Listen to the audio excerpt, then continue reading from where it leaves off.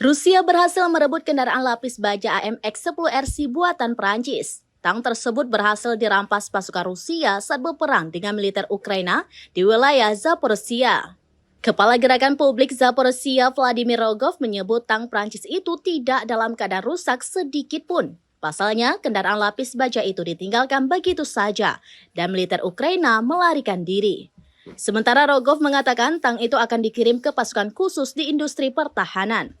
Hal itu dilakukan untuk menganalisis dan mempelajari kendaraan lapis baja buatan Prancis.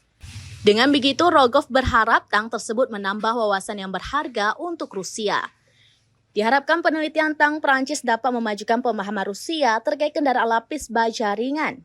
Di satu sisi, Rusia telah memiliki beberapa tank barat yang berasal dari Prancis, Jerman, dan Amerika Serikat. Sejumlah tank itu berhasil direbut dari pasukan Ukraina saat berada di medan perang.